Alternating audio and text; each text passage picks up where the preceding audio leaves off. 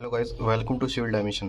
तो अब हम जो क्वेश्चन करने जा रहे हैं वो डिजाइन ऑफ सीवर का इन्वायरमेंट इंजीनियरिंग का क्वेश्चन है, जिसके अंदर अपने को क्या दे रखा है कि ये सर्कुलर सीवर है जिसका डायमीटर दे रखा है और पॉपुलेशन दे रखी है वहाँ की, और सीवर को डिज़ाइन किया गया है 3.5 टाइम्स और ड्राई वेदर फ्लो के लिए।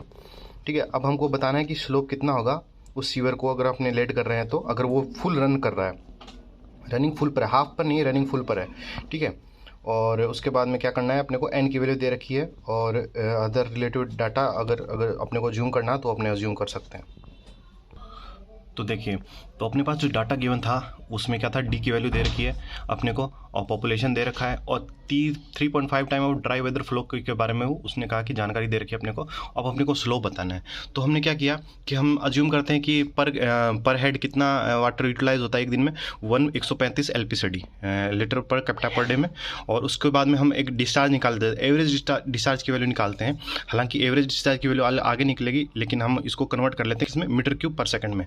अब देखिए, इतनी अपने पॉपुलेशन है 135 अपने पास पर हेड के लिए आ गया, और अगर लीटर से मीटर क्यूब में तो डिवाइड बाय 1000, और इसको डे को, ये डे में की वैल्यू है, इसको सेकंड में करने के लिए 60 इंटू में 24 कर देंगे, तो ये टर्म आ जाएगी ये वाली। ठीक है, अब क्या करना है, अपने को डिस्चार्ज की वैल्यू पता लगी कितनी, 0.468 मीटर क्यूब परसेंट यहाँ से डिस्चार्ज निकल के आ गया।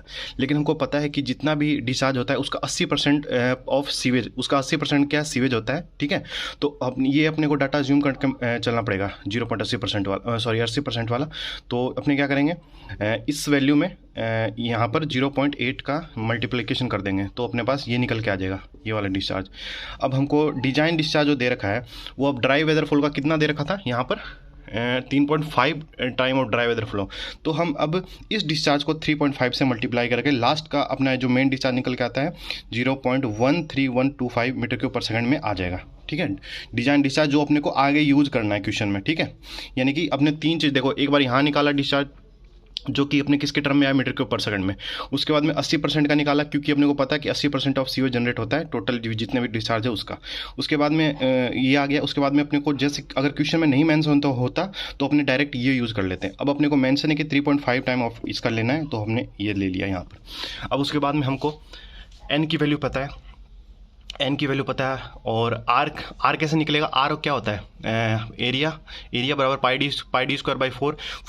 अगर ये हाफ होता, अगर जैसे बोलता कि ये फुल, क्वेश्चन में बोल रखा था कि फुल रनिंग पर है, हाफ रनिंग पर होता बस, तो यही चीज़ पाई डी स्क्वायर बाई 8 हो जाती यहाँ पर।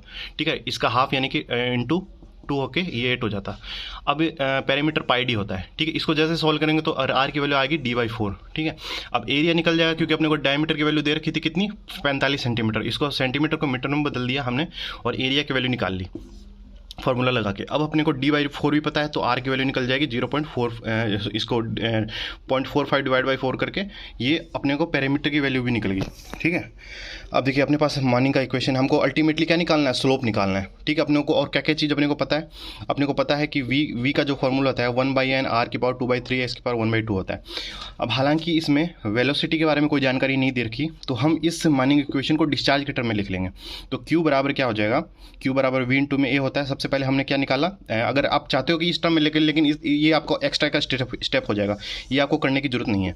अपने को इस क्वेश्चन में डिस्चार्ज पता है और एरिया पता है, तो अपने डायरेक्टली ये वाला इक्वेशन यूज़ कर लेंगे। q बराबर क्या, q बराबर a इंटू में 1/n r⁴ 2/3 s⁴ 1/, डिस्चार्ज के टर्म में आ गया। अपने को s की वैल्यू निकालनी थी, बाकी टर्म को इधर ले गए और सारे टर्म को इधर एक साइड कर दिया। उसके बाद में सिंपली अपने क्या किया है, वैल्यू को पुट किया है और आंसर निकाला है। अपने के पास ये आंसर निकल के आ गया 1 डिवाइड बाई में 549 की पावर, ये स्लोप अपने पास निकल के आ गई। Thank you guys.